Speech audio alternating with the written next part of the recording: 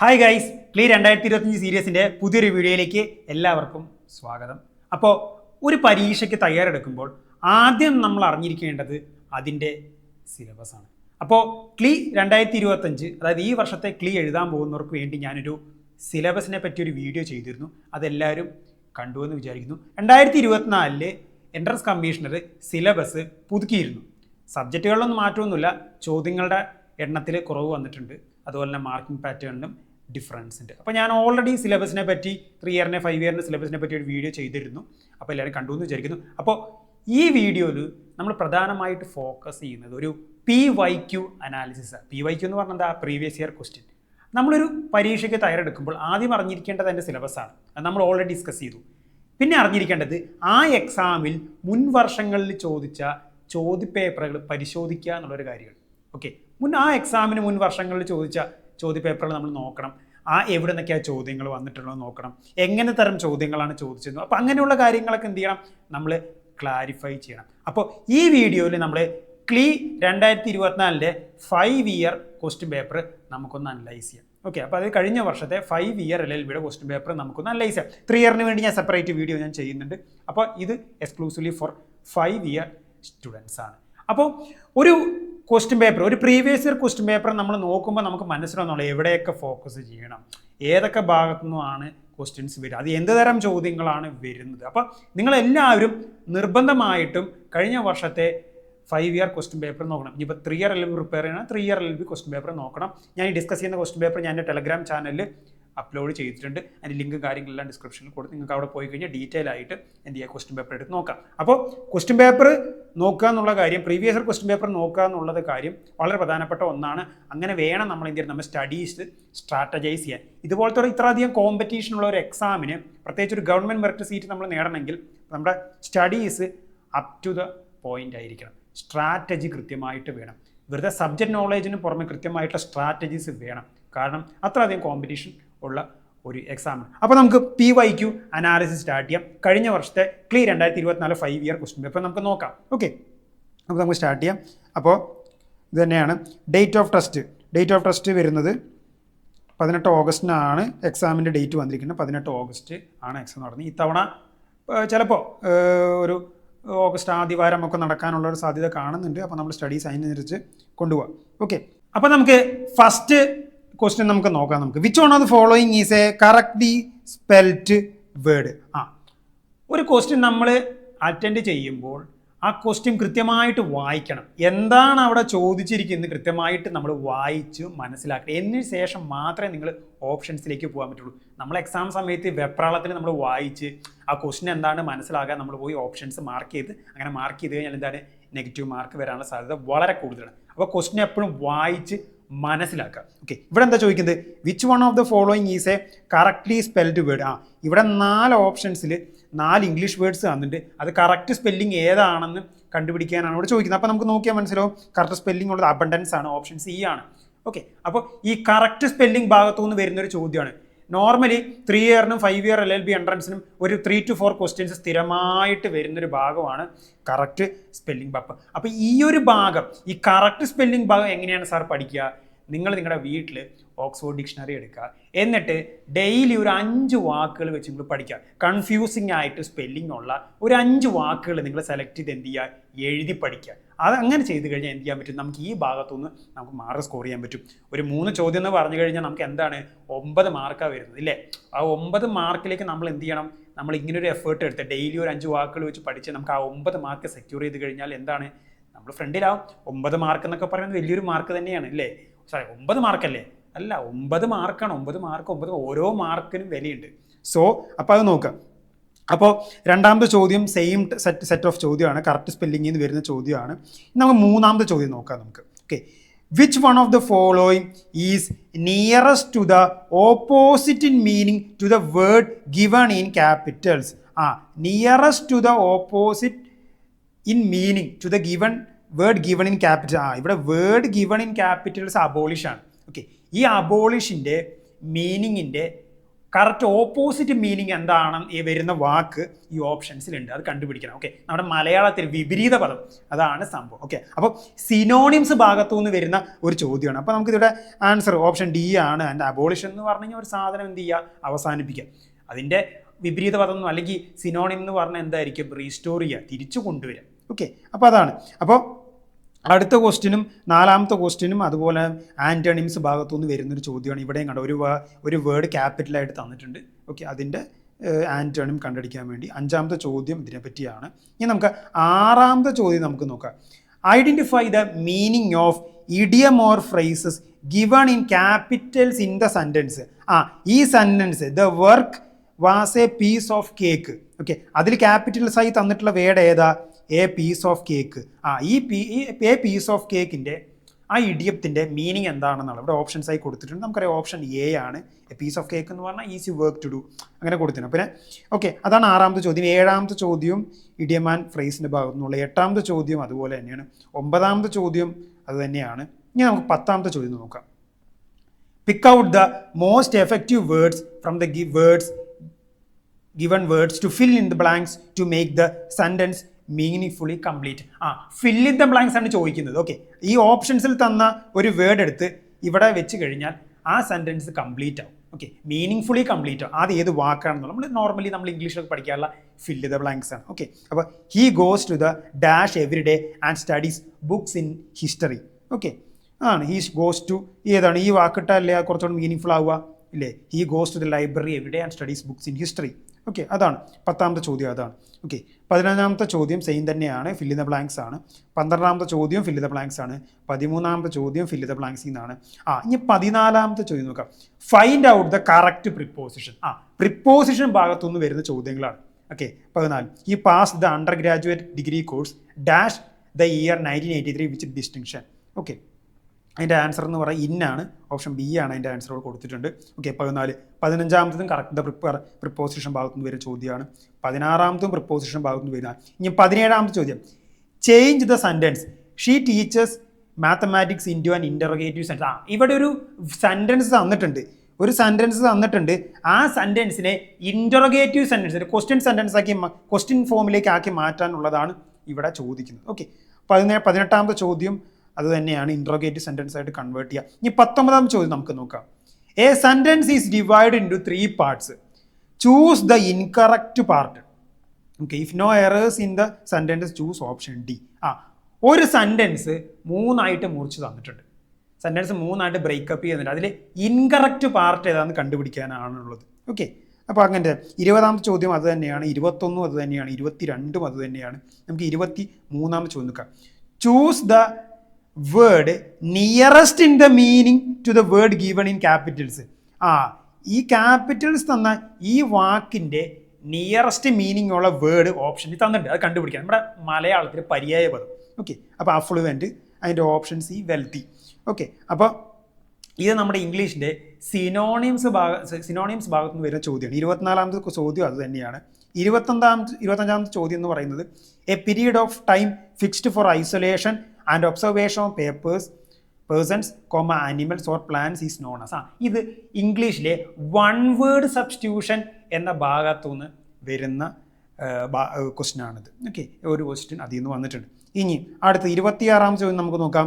Rearrange the parts to form a meaningful and coherent sentence. ഒരു sentence 4ആയിട്ട് break ചെയ്ത് ഇവിടെ പല സീക്വൻസ് ആയിട്ട് തന്നിട്ടുണ്ട്. ഓക്കെ, അത് റീഅറേഞ്ച് ചെയ്യാനാണ്. ഓക്കെ, എന്നിട്ട് അതിൻ്റെ കറക്റ്റ് ഓപ്ഷൻ നമ്മൾ സെലക്ട് ചെയ്യണം. 27ാമത്തെ ചോദ്യം ഇത് തന്നെയാണ്. Rearrange the parts to form a meaningful and coherent sentence. Okay, 28 അത് തന്നെയാണ്. ഇനി 29 പാസേജ് ക്വസ്റ്റ്യനാണ്. ഓക്കെ, ഒരു പാസേജ് തന്നിട്ടുണ്ട്. എന്നിട്ട് അതിൽ നിന്നൊരു ചോദ്യം ഇവിടെ കൊടുത്തിട്ടുണ്ട്. ആ പാസേജ് വായിച്ചിട്ട് നമ്മൾ എന്ത് ചെയ്യണം, ആ ചോദ്യം നമ്മൾ ആൻസർ ചെയ്യണം. ഓക്കെ, പാസേജ് ക്വസ്റ്റ്യൻസ് 30 അത് തന്നെയാണ്. 31 പാസേജ് ക്വസ്റ്റ്യനാണ്. 32 നമുക്ക് നോക്കാം. Change the sentence into indirect speech. ഒരു സെൻറ്റൻസ് തന്നിട്ടുണ്ട്, അതെന്ത് ചെയ്യണം, ഇൻഡയറക്റ്റ് സ്പീച്ചായിട്ട് നമ്മൾ കൺവേർട്ട് ചെയ്യണം. 33ാമത്തെ ക്വസ്റ്റ്യനും അത് തന്നെയാണ്. 34ാമത്തെ ക്വസ്റ്റ്യൻ 34ാമത്തെ ക്വസ്റ്റ്യൻ എന്താ, change the sentence given in indirect into direct. ഒരു സെൻറ്റൻസ് ഇൻഡയറക്റ്റ് സ്പീച്ചിൽ തന്നിട്ടുണ്ട്, അത് ഡയറക്റ്റ് സ്പീച്ചായിട്ട് നമ്മൾ കൺവേർട്ട് ചെയ്യണം. പിന്നെ 35, 36 എന്ന് പറയുന്നത് ബേസിക് ഗ്രാമറിൽ നിന്ന് വരുന്ന ചോദ്യമാണ്. ഓക്കെ, ബേസിക് ഗ്രാമറിൽ നിന്ന് വരുന്ന ചോദ്യം 35, 36. അപ്പോൾ നമുക്കൊന്ന് ഈ ഇംഗ്ലീഷ് ഭാഗം നമ്മളൊന്ന് 36 ചോദ്യങ്ങൾ അനലൈസ് ചെയ്യാൻ നമുക്ക് കുറച്ച് കാര്യങ്ങൾ നമുക്ക് മനസ്സിലാക്കി വരും. നമുക്കറിയാം 36 ചോദ്യങ്ങളാണ് നമ്മുടെ പ്രീ എൻട്രൻസിന് 3 ഇയർ ആയിക്കോട്ടെ 5 ഇയർ ആയിക്കോട്ടെ ഇംഗ്ലീഷ് ഭാഗത്തു നിന്ന് ചോദിക്കുന്നത്. ഈ 36 ചോദ്യങ്ങളിൽ നിന്ന് കഴിഞ്ഞ വർഷം 2024 നിന്ന് കറക്റ്റ് സ്പെല്ലിംഗ് ഭാഗത്തുനിന്ന് 2 ചോദ്യങ്ങൾ ചോദിച്ചിട്ടുണ്ട്. നമ്മൾ ഡിസ്കസ് ചെയ്തപ്പോൾ നിങ്ങൾ കണ്ടിട്ടുണ്ടാവും 2 ചോദ്യങ്ങൾ കറക്റ്റ് സ്പെല്ലിംഗ് ഭാഗത്തുനിന്ന് ചോദിച്ചിട്ട്. അപ്പോൾ ഈ കറക്റ്റ് സ്പെല്ലിംഗ് ഭാഗം എങ്ങനെയാണ് സാർ പഠിക്കുക? ഒന്നുമില്ല, ഞാൻ പറഞ്ഞ പോലെ തന്നെ ഡിക്ഷണറി എടുക്കുക, ഡെയിലി ഒരു 5 വാക്കുകൾ നിങ്ങൾ കൺഫ്യൂസിങ് ആയി തോന്നുന്ന ഒരു 5 വാക്കുകൾ എഴുതി പഠിക്കുക. ഓക്കെ, അതിനുവേണ്ടി മാത്രം നിങ്ങൾ എന്ത് ചെയ്യുക, ഒരു നോട്ട്ബുക്ക് നിങ്ങൾ എന്ത് ചെയ്യുക വെക്കുക. ഓക്കെ, അപ്പോൾ നിങ്ങളുടെ പ്രിപ്പറേഷൻ ഇനീഷ്യൽ ഭാഗത്ത് ചെയ്യേണ്ട കുറച്ച് കാര്യങ്ങളാണ് കൂടിയാണ് ഞാനിവിടെ ആഡ് ചെയ്യുന്നത്. ഇതൊക്കെ ഞാൻ സെപ്പറേറ്റ് ഒരു വീഡിയോ ചെയ്യുന്നുണ്ട്. ഓക്കെ, അപ്പോൾ നിങ്ങൾക്ക് ഇതൊക്കെ കേൾക്കുമ്പോൾ ചെറിയ ചെറിയ കാര്യങ്ങളായിട്ട് തോന്നും. ബട്ട് ഞാൻ പറഞ്ഞില്ലേ, ആ 3 ക്വസ്റ്റ്യൻ 9 മാർക്ക് എന്നൊക്കെ പറയുന്നത് വലിയ അസറ്റാണ്. പിന്നെ ആൻറ്റോണിംസ് ഭാഗത്ത് 3 ക്വസ്റ്റ്യൻസ് വന്നിട്ട് ആൻറ്റോണിംസ് ഭാഗത്ത് എങ്ങനെ പഠിക്കുക ഞാൻ പറഞ്ഞില്ലേ, നല്ലൊരു സ്റ്റഡി മെറ്റീരിയൽ നിങ്ങൾ എന്ത് ചെയ്യുക, മേടിക്കുക. ഞാൻ അതിനെപ്പറ്റി ഒരു വീഡിയോ ഓൾറെഡി ചെയ്യുന്നുണ്ട്. നിങ്ങൾക്ക് ഓർഡർ ചെയ്യണമെങ്കിൽ നിങ്ങൾക്ക് എന്താ പറയുക, ഗൂഗിൾ ഫോംസ് വഴി അല്ലെങ്കിൽ എനിക്ക് DM ചെയ്ത് കഴിഞ്ഞാൽ നിങ്ങൾക്ക് എന്ത് ചെയ്യാൻ പറ്റും, സ്റ്റഡി മെറ്റീരിയൽ ഓർഡർ ചെയ്യാം. അല്ലെങ്കിൽ നിങ്ങൾ എന്ത് ചെയ്യുക, കൃത്യമായിട്ട് ഡെയിലി ഒരു 5 ആൻറ്റോണിയംസ് വെച്ച് നിങ്ങൾ എഴുതി പഠിക്കുക. പിന്നെ ഇഡിയംസ് ആൻഡ് ഫ്രേസസ് അത് നിങ്ങൾക്കൊരു ഡെയിലി ഒരു 3-4 വെച്ച് പഠിക്കുക. പിന്നെ ഫില്ല് ദ ബ്ലാങ്ക്സ് എന്ന് ചോദ്യങ്ങൾ വരുന്നുണ്ട്. ഓക്കെ, ആൻറ്റോണിംസിൽ നിന്ന് 3 ഭാഗങ്ങൾ 3 ക്വസ്റ്റ്യൻസ് ചോദിച്ചിട്ടുണ്ട്. ഇഡിയംസ് ആൻഡ് ഫ്രേസസിൽ നിന്ന് 2024 ക്വസ്റ്റ്യൻ പേപ്പറിൽ 5 ഇയർ ക്വസ്റ്റ്യൻ പേപ്പർ 4 ചോദ്യങ്ങൾ വന്നിട്ടുണ്ട്. ഫില്ല് ദ ബ്ലാങ്ക്സിൽ നിന്ന് 4 ചോദ്യങ്ങൾ വന്നിട്ടുണ്ട്. പ്രിപ്പോസിഷനിൽ നിന്ന് 3 ചോദ്യങ്ങൾ വന്നിട്ടുണ്ട്. ചേഞ്ച് സെൻറ്റൻസ് ഇൻ ഇൻ്റർഗേറ്റീവ് അതിൽ നിന്ന് 2 ചോദ്യങ്ങൾ ചോദിച്ചിട്ടുണ്ട്. പിന്നെ ഇൻകറക്റ്റ് ഒരു സെൻറ്റൻസ് 3ആയി മുറിച്ച് വന്ന ഇൻകറക്റ്റ് പാർട്ട് സെലക്ട് അതിൽ നിന്ന് 4 ചോദ്യങ്ങൾ ചോദിച്ചിട്ടുണ്ട്. സിനോണിംസിൽ നിന്ന് 2 ചോദ്യങ്ങൾ ചോദിച്ചിട്ടുണ്ട്.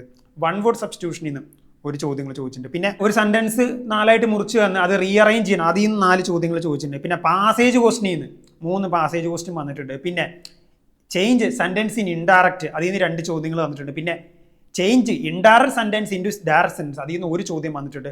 പിന്നെ ബേസിക് ഗ്രാമർ ഇത് 2 ചോദ്യങ്ങൾ. അങ്ങനെ മൊത്തം 36 ചോദ്യങ്ങളാണ് എന്ത് ചെയ്യുന്നുണ്ട് നമ്മുടെ ഇംഗ്ലീഷ് ഭാഗത്തുനിന്ന് ചോദിച്ചത്. അപ്പോൾ ഞാൻ പറഞ്ഞില്ലേ, ഇംഗ്ലീഷ് ഗ്രാമർ പഠിക്കുക എന്നുള്ള കാര്യം എന്ന് പറയുന്നത് ഞാൻ പറഞ്ഞില്ലേ, നമ്മൾ ഡിക്ഷണറി എടുക്കുക, ഡെയിലി ഒരു 5 വാക്കുകൾ പഠിക്കുക, ആൻറ്റോണിയംസും ഡെയിലി ഒരു 5 പഠിക്കുക, സിനോണിയംസ് ഒരു 5 പഠിക്കുക, ഇഡിയംസ് ആൻഡ് ഫ്രേസസ് ഡെയിലി ഒരു 5 വെച്ച് പഠിക്കുക. അതുപോലെ തന്നെ വൺ വേർഡ് സബ്സ്റ്റിറ്റ്യൂഷൻസ് അതിനായി ബന്ധപ്പെട്ട ഫാക്റ്റുകൾ ഡെയിലി ഒരു 5 വെച്ച് പഠിക്കുക. ഇത് ഡെയിലി നോക്കി പോകുമ്പോൾ എന്ത് ചെയ്യുക, എളുപ്പമാണ്. എക്സാമിൻ്റെ ഒരാഴ്ച മുന്നേ ഒരു ദിവസം 100-200 സിനോണിയംസ് അല്ലെങ്കിൽ 50 സിനോണിയംസ് ഒന്ന് പഠിക്കുക എന്ന് പറയുന്നത് അത് പോസിബിൾ ആയിട്ടുള്ള കാര്യമല്ല. കാരണം ഇത് മാത്രം നിങ്ങൾക്ക് വേറെ അപ്പോൾ ഡെയിലി നിങ്ങൾ എന്ത് ചെയ്യുക, ഒരു ഡെയിലി റൊട്ടീൻ പോലെ ഫോളോ ചെയ്ത് പോകും. ഓക്കെ, അങ്ങനെ ഫോക്കസ്ഡ് ആയിട്ട് ഡെയിലി ബേസിസ് നോക്കിയ പോലെ നമുക്ക് ഇങ്ങനത്തെ കാര്യങ്ങളെ ക്രാക്ക് ചെയ്തെടുക്കാൻ പറ്റുള്ളൂ. ഓക്കെ, അപ്പോൾ ഇംഗ്ലീഷ് കഴിഞ്ഞു. ഇനി നമുക്ക് ഇംഗ്ലീഷ് കഴിഞ്ഞാൽ പിന്നെ എന്താണ്, നമുക്ക് GK ഭാഗം നോക്കാം നമുക്ക്. ഓക്കെ, GK ഭാഗത്ത് നിന്ന് നിങ്ങൾക്ക് നോക്കിയാൽ യുണൈറ്റഡ് 37 ചോദ്യം, United Arab Emirates is formed from A federation of അത് ഇൻ്റർനാഷണൽ GK എന്ന് വരുന്ന ചോദ്യമാണ്. ഇൻ്റർനാഷണൽ GK എന്ന് ഏകദേശം 3 ചോദ്യങ്ങൾ ചോദിച്ചിട്ടുണ്ട്. പിന്നെ അതുപോലെ തന്നെ അടുത്ത 38 ചോദ്യം, Indus rivers flows through India and finally falls in rivers, lakes, dams, waterfalls. Okay, ഇതിൽ നിന്ന് ചോദ്യങ്ങൾ നമ്മൾ യൂഷ്വലായിട്ട് എല്ലാ വർഷം ചോദിക്കുകയാണ്. ഇപ്പോൾ ഒരു ഡാം ഏത് റിവറിന് കുറുകെയാണ്. ഓക്കെ, പിന്നെ റിവേഴ്സായിട്ട് ബന്ധപ്പെട്ടുള്ള ഫാക്റ്റുകൾ ചോദിക്കും. പിന്നെ ഒരു ലേക്സിനെ പറ്റി, ഈ ലേക്ക് എവിടെയാണ്, അപ്പോൾ ലേക്സിനെ പറ്റി നിങ്ങൾ പഠിക്കണം. അപ്പോൾ റിവേഴ്സ്, ലേക്സ്, ഡാംസ്, വാട്ടർഫോൾസ് പഠിക്കുമ്പോൾ കൂടുതൽ ഇന്ത്യയാണ് ഫോക്കസ് ചെയ്യേണ്ടത്. ബട്ട് റിവേഴ്സൊക്കെ പഠിക്കുമ്പോൾ കുറച്ച് ഇൻ്റർനാഷണൽ ലെവലിലും കൂടെ നിങ്ങൾ ഫോക്കസ് ചെയ്ത് പോകണം. അങ്ങനെയും ചോദിക്കാറുണ്ട്. ഓക്കെ, അപ്പോൾ ഇത് rivers, lakes, dams and waterfalls ടോപ്പിക്കിൽ നിന്ന് വരുന്ന ഒരു ചോദ്യമാണ്. പിന്നെ 39 ചോദ്യം നോക്കാം, India is the international GK ഭാഗത്ത് നിന്ന് വെച്ചാൽ rivers, lakes and dams and ഭാഗത്തു നിന്ന് അടുത്ത ചോദ്യമാണ് യമുന റിവർ മെർജൻസി റിവർ ഗാഞ്ചസ് സെറ്റ്. ഓക്കെ, അത് ചോദ്യമാണ്. പിന്നെ അടുത്തത് Jallian Walabagh massacre took place on ഇത് ഇന്ത്യൻ ഇൻഡിപെൻഡൻസ് ഹിസ്റ്ററിയിൽ നിന്ന് വരുന്ന ചോദ്യമാണ്. അപ്പം നിങ്ങളെല്ലാവരും ഇന്ത്യൻ ഹിസ്റ്ററി അറിഞ്ഞിരിക്കണം. അതിനോടൊപ്പം തന്നെ ഇന്ത്യൻ ഇൻഡിപെൻഡൻസ് ഹിസ്റ്ററിക്ക് ഒരു സ്പെഷ്യൽ സ്ട്രെസ് കൊടുക്കണം. അതിൽ സ്ഥിരമായിട്ട് ചോദ്യങ്ങൾ വരാറില്ല ഇന്ത്യൻ ഇൻഡിപെൻഡൻസ് ഹിസ്റ്ററിയിൽ നിന്ന്. ഓക്കെ, അപ്പോൾ അതിൽ വരുന്ന ചോദ്യം. പിന്നെ അടുത്ത ക്വസ്റ്റ്യൻ ഇന്ത്യൻ ഇൻഡിപെൻഡൻസ് ഹിസ്റ്ററിയിൽ നിന്ന് വരുന്നൊരു ചോദ്യമാണ്. ഓക്കെ, പിന്നെ അടുത്ത ചോദ്യം, which planet is known as the morning star? Solar system എന്തിയാണ്, GK ഭാഗത്തുനിന്ന് സോളാർ സിസ്റ്റം പഠിച്ചിരിക്കണം. സ്ഥിരമായിട്ട് ചോദിക്കുന്ന ചോദ്യം എന്ന് വെച്ചാൽ പ്ലാനറ്റ്, അതിന് നിക്നെയിം, ഇപ്പോൾ ബ്ലൂ പ്ലാനറ്റ് ഏതാ, ഗ്രീൻ പ്ലാനറ്റ് ഏതാ, റെഡ് പ്ലാനറ്റ് ഏതാ, അത് സ്ഥിരമായിട്ട് വരുന്നൊരു ഭാഗമാണ്. അപ്പോൾ പ്ലാനറ്റ്സ് സോളാർ സിസ്റ്റം പഠിക്കുമ്പോൾ നിങ്ങൾ ഏറ്റവും ഫോക്കസ് ചെയ്ത് പഠിക്കേണ്ടത് നിങ്ങൾ എന്ത് ചെയ്യണം, പ്ലാനറ്റ്സും അതിന് നിക്നെയിംസുമാണ്. ഓക്കെ, പിന്നെ ഗ്രീൻലാൻഡ് ഈസ് ആൺ extensive local but is all the part of international GK ഭാഗത്ത് നിന്ന് വരുന്നത് നോക്കാം. പിന്നെ സൂയിസ് കനാൽ കണക്ട്സ് ഇത് ജോഗ്രഫി ഭാഗത്ത് അത് ഇന്റർനാഷണൽ ജോഗ്രഫി എന്ന് വരുന്ന ഒരു ക്വസ്റ്റൻ ആണ്. പിന്നെ first person Indian to win Nobel prize is ഇത് അവാർഡ്സ് നമ്മൾ പഠിക്കുക. അവാർഡ്സ് ഇന്റർനാഷണൽ ലെവലിലും പഠിക്കണം, നാഷണൽ ലെവലിലും പഠിക്കണം, സ്റ്റേറ്റ് ലെവലിലും പഠിക്കണം. ഇപ്പം നൊബേൽ പ്രൈസ് ഒക്കെ എന്തായാലും അറിഞ്ഞിരിക്കണം. നൊബേൽ പ്രൈസ് എന്താണ്, നൊബേൽ പ്രൈസുമായി ബന്ധപ്പെട്ടുള്ള ഫാക്റ്റുകൾ, ഇപ്പം നൊബേൽ പ്രൈസ് റീസെൻ്റ് ആയിട്ട് ആർക്ക് കിട്ടി അതൊക്കെ അറിഞ്ഞിരിക്കണം. നൊബേൽ പ്രൈസ് എന്നൊക്കെ പറയുന്നത് അത്ര അക്ലൈംഡ് ആയിട്ടുള്ള അവാർഡാണ്. അപ്പോൾ അതിൽ നിന്ന് ചോദ്യങ്ങൾ പൊതുവെ വരാറുണ്ട്. ഓക്കെ, പിന്നെ head quarters of security council of UN and other international bodies അതിൽ നിന്ന് സ്ഥിരമായിട്ട് ചോദ്യങ്ങൾ വരാറുണ്ട്. ഓക്കെ, അതിൽ പ്രത്യേകിച്ച് UN ഭാഗത്തുനിന്ന് എല്ലാ ക്വസ്റ്റ്യൻ പേപ്പറിലും ഒരു ചോദ്യം. മറ്റുള്ള international bodies NATO, BRICS, ASEAN അങ്ങനത്തുള്ള ആംനസ്റ്റി ഇന്റർനാഷണൽ അതുപോലെ ഇന്റർനാഷണൽ ബോഡീസിനെ പറ്റി അറിയണം. അതിൻ്റെ ഹെഡ് ക്വാർട്ടേഴ്സ് എവിടെയാണ്, അതൊക്കെ നിങ്ങൾ അതുമായി ബന്ധപ്പെട്ടുള്ള ഫാക്റ്റ് പഠിക്കണം. പിന്നെ national bird of India, okay, ഇത് ഇന്ത്യൻ GK എന്ന് വരുന്ന ഒരു ഭാഗമാണ്. ഓക്കെ, പിന്നെ അടുത്തത് നമ്മുടെ കറണ്ട് അഫയേഴ്സ് ഭാഗത്തുനിന്ന് വരുന്ന ചോദ്യം. ഇതിൻ്റെ അടുത്തുനിന്ന് കറണ്ട് അഫയേഴ്സ് ഭാഗത്തുനിന്ന് വരുന്ന ചോദ്യമാണ്. Among the top 10 countries with largest aquaculture production India occupies the second position to.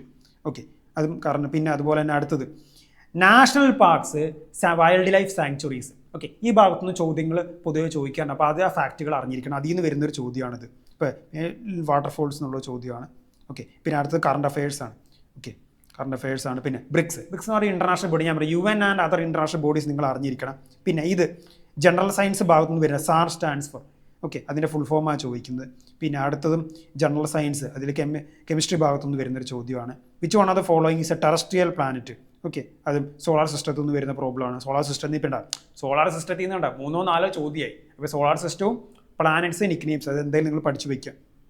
പിന്നെ Indian States, Indian union territories, അതിൻ്റെ ക്യാപിറ്റൽസ്, അതിൽ നിന്നും ചോദ്യങ്ങൾ സ്ഥിരമായിട്ട് ക്വസ്റ്റ്യൻ പേപ്പറിൽ. അപ്പോൾ ഫാക്റ്റ് പഠിക്കുമ്പോൾ നാഷണൽ സിംബൽസ് പഠിക്കണം നിങ്ങൾ.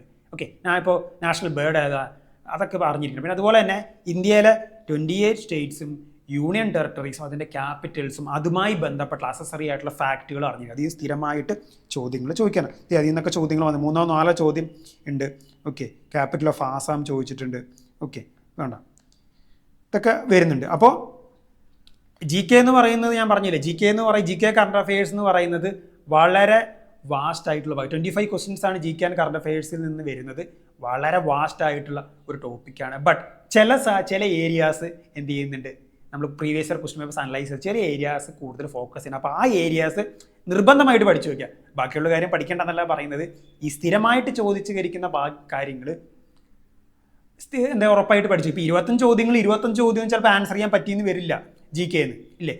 പോട്ടെ, ഒരു 15 ക്വസ്റ്റ്യൻസ് ആൻസർ ചെയ്യാൻ പറ്റിക്കഴിഞ്ഞാൽ എത്രയായി? 15 45 മാർക്സ് ആയി ഇല്ലേ. അത് വലിയൊരു മാർക്ക് തന്നെയാണ്. അപ്പോൾ അത് നോക്കാം. അപ്പോൾ കഴിഞ്ഞ വർഷത്തെ GK പേപ്പർ അനലൈസ് ചെയ്യുമ്പോൾ നമ്മൾ മനസ്സിലാക്കേണ്ട കാര്യം എന്താ വെച്ച് കഴിഞ്ഞാൽ ഇന്റർനാഷണൽ GK ഏകദേശം 3 ചോദ്യങ്ങൾ ചോദിച്ചിട്ടുണ്ട്. പിന്നെ റിവേഴ്സ്, ലേക്സ്, ഡാംസ്, വാട്ടർഫോൾ അതിൽ നിന്ന് 3 ചോദ്യങ്ങൾ ചോദിച്ചിട്ടുണ്ട്. ഇന്ത്യൻ ഇൻഡിപെൻഡൻസ് ഹിസ്റ്ററിയിൽ നിന്ന് 2 ചോദ്യങ്ങൾ ചോദിച്ചിട്ടുണ്ട്. സോളാർ സിസ്റ്റം, പ്ലാനറ്റ്സ്, നിക്നെയിംസ്, മറ്റേ സോളാർ സിസ്റ്റവുമായി ബന്ധപ്പെട്ട അതിൽ നിന്ന് 2 ചോദ്യങ്ങൾ. ജോഗ്രഫിയിൽ നിന്ന് ഒരു ചോദ്യം വന്നിട്ട്. അവാർഡ്സിൽ കഴിഞ്ഞ വർഷം ചോദിച്ചത് നൊബേൽ പ്രൈസ് ആണ്. അതിൽ നിന്ന് ഒരു ചോദ്യം വന്നിട്ടുണ്ട്. പിന്നെ UN and other international bodies ഞാൻ പറഞ്ഞില്ലേ, ആംനസ്റ്റി, ആസിയാൻ, നേറ്റോ എന്നുള്ള ഇന്റർനാഷണൽ ബോഡീസ് ഉണ്ട്. അതിൽ നിന്ന് 2 ചോദ്യങ്ങൾ വന്നിട്ടുണ്ട്. പിന്നെ നാഷണൽ സിംബൽസ് അതിൽ നിന്നൊരു ചോദ്യം വന്നിട്ടുണ്ട്. കറണ്ട് അഫയേഴ്സ് ഭാഗത്തുനിന്ന് 3 ചോദ്യങ്ങൾ വന്നിട്ടുണ്ട്. അപ്പോൾ current affairs on A daily basis നിങ്ങൾ എന്ത് ചെയ്യുക, അതിലൊരു നോട്ട്ബുക്ക് നിങ്ങൾ ശേഖരിക്കുക. ഡെയിലി പത്രം വായിച്ചോ അല്ലെങ്കിൽ ഓൺലൈൻ മീഡിയാസോ എന്ത് യൂസ് ചെയ്തിട്ടും ഒരു ഒതൻറ്റിക് ആയിട്ടുള്ള സോഴ്സ് നിങ്ങൾ യൂസ് ചെയ്ത് ഡെയിലി ബേസിസിൽ നിങ്ങൾ എന്ത് ചെയ്യുക, കറണ്ട് അഫയേഴ്സ് നിങ്ങൾ പഠിച്ചു പോവുക.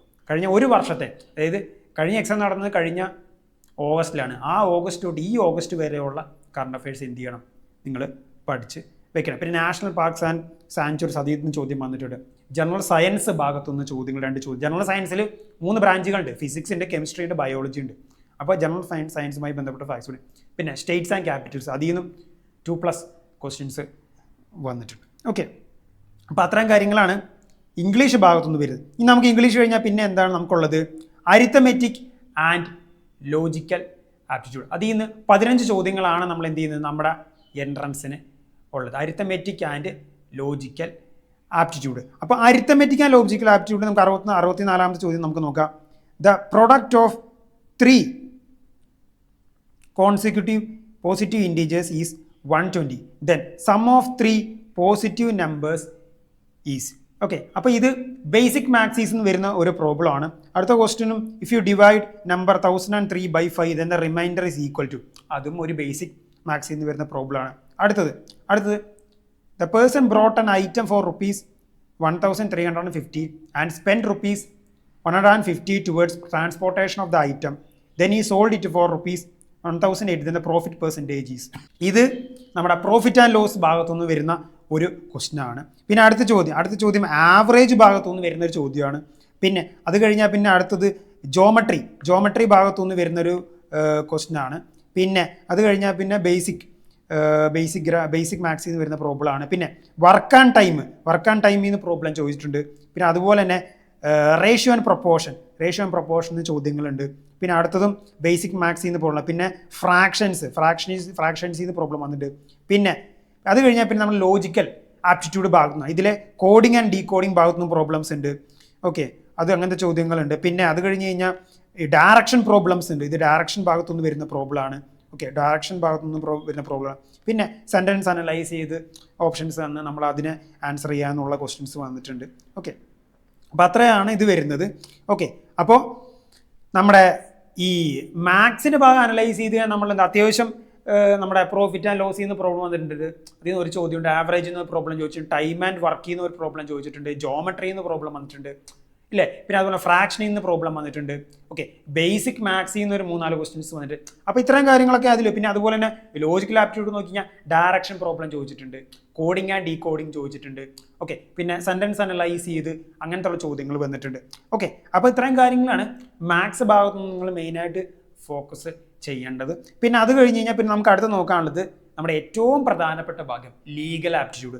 42 ചോദ്യങ്ങളാണ് ലീഗൽ ആപ്റ്റിറ്റ്യൂഡ് എന്ന് വന്നിട്ടുള്ളത്. ഓക്കെ, 42 ക്വസ്റ്റ്യൻസ് ആണ് ലീഗൽ. നമ്മൾ ഈ ലോ എൻട്രൻസിന് ഏറ്റവും കൂടുതൽ മാർക്ക് വരുന്ന ഭാഗം എന്ന് പറയുന്നത് ലീഗൽ ആപ്റ്റിറ്റ്യൂഡ്. നിങ്ങൾ ഏറ്റവും കൂടുതൽ സ്ട്രെസ് കൊടുത്ത് പഠിക്കേണ്ടതും ലീഗൽ ആപ്റ്റിറ്റ്യൂഡ് ആണ്. 42 ക്വസ്റ്റ്യൻസ് ആണ്. നിയർലി 126 മാർക്സാണ്. 126 മാർക്കാണ് ലീഗൽ ആപ്റ്റിറ്റ്യൂഡ് ഭാഗത്തു നിന്നുള്ളത്. അപ്പോൾ ലീഗൽ ആപ്റ്റിറ്റ്യൂഡിൽ ക്ലിയർ 2024 5 ഇയർ പേപ്പറിൽ എവിടെ നിന്നൊക്കെയാണ് ചോദ്യങ്ങൾ വന്നതെന്ന് നോക്കാം. അപ്പോൾ കഴിഞ്ഞ വർഷം ഈ എക്സാമിൻ്റെ നമ്മുടെ എക്സാം നടന്ന ഓഗസ്റ്റിലാണല്ലോ. ഓഗസ്റ്റിന് ഒരു മാസം മുന്നേ ജൂലൈയിൽ പുതിയ നിയമങ്ങൾ നിലവിൽ വന്നു. അപ്പോൾ എല്ലാവരും പറയുകയുണ്ടായി പുതിയ നിയമങ്ങളിൽ നിന്ന് ചോദ്യങ്ങൾ വരും. പക്ഷേ ഈ ക്ലിയർ 2024 5 ഇയർ പേപ്പർ നമുക്ക് നോക്കിയാൽ മനസ്സിലാവും. നമ്മുടെ പുതിയ നിയമമായ ഭാരതീയ ന്യായ സംഹിതയോ ഭാരതീയ നാഗരിക സുരക്ഷാ സംഹിതയോ ഭാരതീയ സാക്ഷര അധിനിയമോ ഇതിൽ നിന്ന് ഒരു ക്വസ്റ്റ്യൻ പോലും വന്നിട്ടില്ല. പഴയ IPC നിന്ന് വന്നിട്ടുണ്ട്. അപ്പോൾ ഞാൻ ഇപ്പോഴും പറഞ്ഞു വെക്കുന്നൊരു കാര്യമാണ്, പുതിയ നിയമങ്ങൾ മാത്രം നിങ്ങൾ പഠിക്കരുത്. ഓക്കെ, പുതിയ നിയമങ്ങൾ പഠിച്ചു, ഒപ്പം പഴയ നിയമങ്ങൾ അറിഞ്ഞിരിക്കുക, കമ്പയർ ആൻഡ് കോൺട്രാസ്റ്റ് ചെയ്ത് പഠിച്ചു. കാരണം എവിടെ നിന്ന് ചോദിക്കുക എന്നുള്ള കാര്യം ഇപ്പോഴും എൻട്രൻസ് കമ്മീഷണർ ക്ലാരിഫൈ ചെയ്തിട്ടില്ല. ക്ലാരിഫൈ ചെയ്യാത്തോളം കാലം നമ്മൾ പഴയതും അറിഞ്ഞിരിക്കണം, പുതിയതും അറിഞ്ഞിരിക്കണം. ഓക്കെ, കുറച്ച് ബുദ്ധിമുട്ടാണെന്ന് അറിയാം, ബട്ട് കമ്പയർ ആൻഡ് കോൺട്രാസ്റ്റ് ചെയ്ത് പഠിച്ചു പോവുക. Okay, which statement of the following is not related to principle of natural justice? Jurisprudence ഭാഗത്തുനിന്നുള്ള ചോദ്യമാണ്. അടുത്തത് actus reus means. Actus reus IPC ഭാഗത്തുനിന്ന് വരുന്ന ചോദ്യമാണത്. Okay, criminal IPC. അടുത്തതും IPC ഭാഗത്തുനിന്ന് വരുന്ന ചോദ്യമാണ്. തെഫ്റ്റിനെ പറ്റിയുള്ള ചോദ്യമാണ്. Agreement made by a minors. Contract ഭാഗത്തു നിന്നുള്ള ചോദ്യമാണ്. ഇൻ്റർലോക്യൂട്ടറി മീൻസ് ലീഗൽ ടേംസ് ഭാഗത്തുനിന്ന് വരുന്ന ചോദ്യമാണ്. ഓക്കെ, അടുത്തത് the constitution of India came into force on. ഇത് നമ്മുടെ കോൺസ്റ്റിറ്റ്യൂഷൻ ഭാഗം, അതായത് legal GK. Okay, constitution GK ഭാഗത്തുനിന്ന് വരുന്ന ചോദ്യമാണിത്. പിന്നെ ഇതും കോൺസ്റ്റിറ്റ്യൂഷൻ ഭാഗത്തുനിന്ന് വരുന്ന ചോദ്യമാണ്. 85ാമത്തെ ചോദ്യം. Okay, constitution head of the executive of the union is the. അത് കോൺസ്റ്റിറ്റ്യൂഷൻ ഭാഗത്തുനിന്ന്. അടുത്തതും കോൺസ്റ്റിറ്റ്യൂഷൻ ആർട്ടിക്കിൾ 79 ബേസ് ചെയ്തിട്ടുള്ള കോൺസ്റ്റിറ്റ്യൂഷൻ ചോദ്യം. അടുത്തതും കോൺസ്റ്റിറ്റ്യൂഷൻ ഭാഗത്തുനിന്ന് ചോദ്യം. അടുത്തതും കോൺസ്റ്റിറ്റ്യൂഷൻ ഭാഗത്ത് president of India must have completed. President of ഇന്ത്യയുടെ ഏജ് ക്രൈറ്റീരിയ കോൺസ്റ്റിറ്റ്യൂഷൻ ഭാഗത്തുനിന്ന് വരുന്ന. അടുത്തതും കോൺസ്റ്റിറ്റ്യൂഷൻ ഭാഗത്തുനിന്ന് വരുന്ന ചോദ്യമാണ്. കോൺസ്റ്റിറ്റ്യൂഷൻ 90ാമത്തെ ക്വസ്റ്റ്യനും കോൺസ്റ്റിറ്റ്യൂഷനാണ്. Okay, റീപ്രഗ്നൻസി arises. ഇത് കുറച്ചുകൂടി അഡ്മിനിസ്ട്രേറ്റീവ് ലോ ബേസ് ചെയ്തിട്ടുള്ള ഭാഗത്തുനിന്നാണ് വന്നിരിക്കുന്നത്. ഓക്കെ, അടുത്തതും constitution identify the wrong statement. Okay, അതും എന്ത് ചെയ്യുന്നുണ്ട് കോൺസ്റ്റിറ്റ്യൂഷൻ ഭാഗത്തുനിന്ന്. അപ്പോൾ നോർമലി നമ്മുടെ എക്സാമിന് ഐഡൻറ്റിഫൈ ദ റോങ് സ്റ്റേറ്റ്മെൻറ്റ്. അപ്പോൾ ഒരു 4 ഓപ്ഷൻസിൽ 4 സ്റ്റേറ്റ്മെൻറ്റ്സ് ഉണ്ട്. കറക്റ്റ് സ്റ്റേറ്റ്മെൻറ്റ് ഏതാണെന്ന് കണ്ടുപിടിക്കുക. അങ്ങനത്തെ ചോദ്യങ്ങൾ വരാം. അല്ലെങ്കിൽ ചിലപ്പോൾ എന്ത് ചെയ്യുക, ഐഡൻറ്റിഫൈ ദ ഇൻകറക്റ്റ് സ്റ്റേറ്റ്മെൻറ്റ്, അങ്ങനെയും ചോദ്യങ്ങൾ വരാം. അല്ലെങ്കിൽ assertion reason type questions. Assertion reason type ക്വസ്റ്റിനെ പറ്റി ഞാനൊരു വീഡിയോ ചെയ്യുന്നുണ്ട്. Okay, so wait for the content. അപ്പോൾ ഹൈക്കോടതി ജഡ്ജിൻ്റെ ഏജ് ക്രൈറ്റീരിയ കോൺസ്റ്റിറ്റ്യൂഷൻ ഭാഗം. അടുത്തതും കോൺസ്റ്റിറ്റ്യൂഷൻ 94ാമത്തെയും constitution 95 constitution, okay 96 constitution, 97 constitution, okay name of the states can be old constitution ഭാഗത്ത് നിന്ന് വരെ കേശവാനന്ദ ഭാരതിക്ക് ഇത് ഇമ്പോർട്ടൻറ്റ് ജഡ്ജ്മെൻറ്റ്സ് ഭാഗത്ത് നിന്ന് വരെ ചോദ്യമാണ്. ഓക്കെ ലീഗൽ ജി കെയിൽ വരുന്നതാണ് important judgements. First legal G K ഭാഗത്ത് നിന്ന് വരുന്ന ചോദ്യമാണ്. ലീഗൽ ജി കെ ഭാഗത്ത് നിന്ന് വെച്ചാൽ public interest litigation legal G K, okay number of ഹൈക്കോടതി ഇതും ലീഗൽ ജി കെ ഭാഗത്ത് നിന്ന് വരുന്ന ചോദ്യമാണ്. അടുത്തത് ലോക് അദാലത്തും ജി കെ ഭാഗത്ത് നിന്ന് വരുന്ന ചോദ്യമാണ്. സെൻട്രൽ അഡ്മിനിസ്ട്രേറ്റീവ് ട്രൈബ്യൂണൽ കോൺസ്റ്റിറ്റ്യൂഷൻ ഭാഗത്ത് നിന്ന് വരുന്ന ചോദ്യമാണ്. അത് അടുത്തതും കോൺസ്റ്റിറ്റ്യൂഷൻ ഭാഗത്ത് നിന്ന് വരുന്നത്. DRT ലീഗൽ ടേംസ് ഭാഗത്ത് നിന്ന് വരുന്ന ചോദ്യമാണ്. ഓക്കെ പിന്നെ സ്റ്റേറ്റ്മെൻറ്റ് തന്നില്ല, അതിൽ കറക്റ്റ് സ്റ്റേറ്റ്മെൻറ്റും ഫസ്റ്റ് ക്വസ്റ്റ്യൻ കോൺസ്റ്റിറ്റ്യൂഷൻ ഭാഗത്ത് നിന്ന്, രണ്ടാമത്തതും കോൺസ്റ്റിറ്റ്യൂഷൻ ഭാഗത്ത് നിന്നുള്ള ചോദ്യമാണ്. ഓക്കെ മൂന്നാമത്തതും കോൺസ്റ്റിറ്റ്യൂഷൻ ഭാഗത്തു നിന്നുള്ള ചോദ്യമാണ്. ഓക്കെ അപ്പോൾ അടുത്തതും കോൺസ്റ്റിറ്റ്യൂഷൻ, പിന്നെയും കോൺസ്റ്റിറ്റ്യൂഷൻ, 112 കോൺസ്റ്റിറ്റ്യൂഷൻ. ഓക്കെ അടുത്തത് 113 ടേം അബാറ്റ്മെൻറ്റ് ലീഗൽ ടേംസ് ഭാഗത്തു നിന്ന് വരുന്ന ചോദ്യമാണ്. ഓക്കെ ഇതും അടുത്തതും ലീഗൽ ടേംസ് ഭാഗത്തു നിന്ന് വരുന്ന ചോദ്യമാണ്. ലീഗൽ ടേംസ് നിന്ന് വരുന്ന ചോദ്യമാണ് അടുത്തത്. ഓക്കെ അതും എന്താ പറയുക നമ്മുടെ ലീഗൽ ജി കെ ഭാഗത്തു നിന്ന് വരുന്ന ചോദ്യമാണ്. ഓക്കെ അടുത്തത് സ്റ്റേറ്റ്മെൻറ്റ്സ്. ഓക്കെ ഇത് സിവിൽ CPC അല്ലെങ്കിൽ നമ്മുടെ ക്രിമിനൽ ലോസ് എന്ന് വരുന്ന ചോദ്യമാണിത്. ഓക്കെ പിന്നെ ഇതും ലീഗൽ ടേമിൻ്റെ ഭാഗത്ത് നിന്ന് വരുന്നത്. അടുത്തതും ലീഗൽ ടേംസ് ആണ്. ഓക്കെ ഇൻട്രോഗേറ്ററീസ് അതും എന്ത് ചെയ്യുന്നുണ്ട് ലീഗൽ ടേമിൻ്റെ ഭാഗത്ത് നിന്ന് വരുന്ന ചോദ്യമാണ്. അപ്പോൾ ഈ നമ്മുടെ കഴിഞ്ഞ വർഷം 2024 5 ഇയറിൽ എഴുതിയ കുട്ടികൾ കോൺസ്റ്റിറ്റ്യൂഷൻ വൃത്തിയായിട്ട് പഠിച്ചവരെല്ലാവരും ലോ കോളേജിൽ മിക്കതും കയറിയിട്ടുണ്ടാവും. കാരണം കോൺസ്റ്റിറ്റ്യൂഷൻ ഭാഗത്ത് നിന്ന് ഒരുപാട് ചോദ്യങ്ങൾ, സാധാരണ ഇത്രയധികം ചോദ്യങ്ങളൊന്നും കോൺസ്റ്റിറ്റ്യൂഷൻ ഭാഗത്തു നിന്ന് ചോദിക്കാറില്ല. ബട്ട് കഴിഞ്ഞ വർഷം കോൺസ്റ്റിറ്റ്യൂഷൻ ഭാഗത്ത് ധാരാളം ഏകദേശം 21 ചോദ്യങ്ങൾ കോൺസ്റ്റിറ്റ്യൂഷൻ ഭാഗത്ത്. 21 ചോദ്യം എന്ന് പറയുമ്പോൾ മൊത്തം 60 മാർക്ക് കോൺസ്റ്റിറ്റ്യൂഷനിൽ നിന്ന് മാത്രം ചോദിച്ചു. അപ്പോൾ സാധാരണ കോൺസ്റ്റിറ്റ്യൂഷൻ ഇത്രയും ചോദിക്കില്ല. കഴിഞ്ഞ വർഷം കോൺസ്റ്റിറ്റ്യൂഷൻ പഠിച്ചവർ എന്തായാലും രക്ഷപ്പെടും, മിക്കവരും ഇപ്പോൾ ലോ കോളേജിൽ ഇരിപ്പുണ്ടാവും എന്തായാലും. ഓക്കെ അപ്പോൾ ഈ വർഷം നമുക്ക് അങ്ങനെ തന്നെ ആവണം നിർബന്ധമൊന്നുമില്ല. ബട്ട് നിങ്ങൾ ഏറ്റവും കൂടുതൽ ഫോക്കസ് കൊടുക്കേണ്ട ഒരു പ്രൈമറി സബ്ജക്റ്റ് തന്നെയാണ് കോൺസ്റ്റിറ്റ്യൂഷൻ. ഓക്കെ അതിനെപ്പറ്റിയൊക്കെ നമ്മൾ ഇനി വീഡിയോസ് വരുന്നുണ്ട്, ഏതൊക്കെ ഭാഗങ്ങളെ കൂടുതൽ ഫോക്കസ് ചെയ്യേണ്ടതെന്നൊക്കെ. ഓക്കെ പിന്നെ ലീഗൽ ടേം. അപ്പോൾ 42 ചോദ്യങ്ങളാണ് നമ്മുടെ ലീഗൽ ഭാഗത്തു നിന്നുള്ള ലീഗൽ ആപ്റ്റിറ്റ്യൂഡ് എന്നുള്ള. അതിൽ 21 ചോദ്യങ്ങൾ കഴിഞ്ഞ വർഷം കോൺസ്റ്റിറ്റ്യൂഷനാണ്. 20 to 21 ക്വസ്റ്റ്യൻസ് കോൺസ്റ്റിറ്റ്യൂഷനാണ്. ലീഗൽ ടേംസ് ഭാഗത്തുനിന്ന് ഓക്കെ ലീഗൽ ടേംസ് ഭാഗത്തുനിന്ന് 7 ചോദ്യങ്ങൾ ചോദിച്ചിട്ടുണ്ട്. ലീഗൽ ജി കെന്ന് 6 ചോദ്യങ്ങൾ ചോദിച്ചിട്ടുണ്ട്. IPC 3 ചോദ്യങ്ങൾ വന്നിട്ടുണ്ട്. പിന്നെ ഇമ്പോർട്ടൻറ്റ് ജഡ്ജ്മെൻറ്റ്സ് ഭാഗത്തുനിന്ന് 1 ചോദ്യം, കേശവാനന്ദ ഭാരതി കേസ്. കോൺട്രാക്ട് ഭാഗത്തുനിന്ന് 1 ചോദ്യം ചോദിച്ചിട്ടുണ്ട്. ഇത്രയും കൊണ്ട് എന്ത് ലീഗൽ ആപ്റ്റിറ്റ്യൂഡ് കംപ്ലീറ്റ് ആയിട്ട് കവർ ചെയ്തു. അപ്പോൾ നമ്മൾ മനസ്സിലാക്കുക അതിൽ ടോർട്ടിൽ നിന്ന് അധികം ചോദ്യങ്ങളില്ല, കോൺട്രാക്റ്റിന് വലിയ വെയിറ്റേജ് ഒന്നും കൊടുത്തിട്ടില്ല. ഓക്കെ ലീഗൽ മാക്സിംസിൽ നിന്ന് ചോദ്യം വന്നു, പക്ഷേ ലീഗൽ ടേംസിൽ നിന്ന് ധാരാളം ചോദ്യം. ലീഗൽ ടേംസിന് 7 ചോദ്യങ്ങൾ വന്നിട്ടുണ്ട്. പുതിയ നിയമങ്ങളിൽ നിന്ന് ഒന്നും തന്നെ തൊട്ടിട്ടില്ല. ഓക്കെ അഡ്മിനിസ്ട്രേറ്റീവ് ലോ എന്നൊരു ചോദ്യം വന്നിട്ടുണ്ട്. പിന്നെ അതുപോലെ ജൂറിസ്പ്രുഡൻസിൽ നിന്ന് ഏകദേശം 1 ചോദ്യം വന്നിട്ടുണ്ട്. അപ്പോൾ ഇത്രയും കാര്യങ്ങളാണ് എന്ത് ചെയ്യുന്നത് ലീഗൽ ആപ്റ്റിറ്റ്യൂഡ് ഭാഗത്തുനിന്ന് എന്ത് ചെയ്യുക ചോദിക്കുന്നത്. അപ്പോൾ നിങ്ങളോട് ഡൗട്ട് ഉണ്ടാവും, സാർ കഴിഞ്ഞ വർഷം ഇങ്ങനെയാണ് ചോദിച്ചത്, ഈ രീതിയിൽ ഇതേ പാറ്റേൺ തന്നെ ആയിരിക്കും ഈ കൊല്ലം? ഓരോ ഉറപ്പില്ല, അങ്ങനെയൊന്നുമില്ല. ഓക്കെ അങ്ങനെയൊന്നുമില്ല. അപ്പോൾ അങ്ങനെ ഒരു മുൻവിധി ഒന്നും വേണ്ട. കഴിഞ്ഞ വർഷം ഇതായിരുന്നു പാറ്റേൺ, ഈ വർഷം ഇങ്ങനെ തന്നെ ആയിരിക്കും, അങ്ങനെയൊന്നുമില്ല. ഓക്കെ ബട്ട് കോൺസ്റ്റിറ്റ്യൂഷൻ എന്ന് പറയുന്ന ഒരു പ്രൈമറി ലോ സബ്ജക്റ്റാണ്, നമ്മൾ എന്തെങ്കിലും ഡീറ്റെയിൽ ആയിട്ട് നമ്മൾ പഠിക്കണം. അപ്പോൾ ഇത്രയും കാര്യങ്ങളാണ് മെയിനായിട്ട് ഈ ഒരു വീഡിയോയിലൂടെ നമ്മൾ കവർ ചെയ്യാൻ ഉദ്ദേശിക്കുന്നത്. ഓക്കെ ഈ കണ്ടൻറ്റൊക്കെ ഹെൽപ്ഫുൾ ആയെങ്കിൽ ഉറപ്പായിട്ട് സപ്പോർട്ട് ലൈക്ക് ചെയ്യുക, സബ്സ്ക്രൈബ് ചെയ്യുക, ഫ്രണ്ട്സിനൊക്കെ അയച്ചു കൊടുക്കുക. നമ്മളിനി ഒരുപാട് കണ്ടൻസ് ആയിട്ട് നമ്മളിനി വരുന്നുണ്ട്. നമ്മൾ നിങ്ങൾക്ക് യൂസ്ഫുൾ ആയിട്ടുള്ള ഒരുപാട് കണ്ടൻസ് നമ്മൾ ജസ്റ്റ് CS തുടങ്ങിയിട്ടേ ഉള്ളൂ. ഈ 3 ഇയറിൻ്റെ ക്വസ്റ്റ്യൻ പേപ്പർ അനലൈസിസിനെ പറ്റി ഞാൻ വേറൊരു വീഡിയോ ഞാൻ ചെയ്യുന്നുണ്ട്. ഓക്കെ ഇത് 5 ഇയറിന് മാത്രം ഉള്ളൊരു വീഡിയോ ആണ്. അപ്പോൾ ഞാൻ പറഞ്ഞിട്ടുള്ള കാര്യമാണ്, നമ്മൾ ഈ ചാനലിലൂടെ കഴിഞ്ഞ വർഷമാണ് ഞാൻ ക്ലീയുടെ സീരീസ് തുടങ്ങും. കഴിഞ്ഞ കൊല്ലം എനിക്ക് വൈഡ് സപ്പോർട്ട്, ഈ ചാനൽ ഇങ്ങനെ തന്നെ ഈ രീതി ഗ്രോ ചെയ്യാനുള്ള മെയിൻ റീസൺ എന്ന് പറയുന്നത് കഴിഞ്ഞ കൊല്ലം ക്ലീ 2024 സീരീസ് തന്നെയാണ്. എനിക്ക് ഒരുപാട് സപ്പോർട്ട് കിട്ടി. അപ്പോൾ ഈ കൊല്ലം എന്താ പറയുക അതിൽ കുറഞ്ഞാതെ തരണം.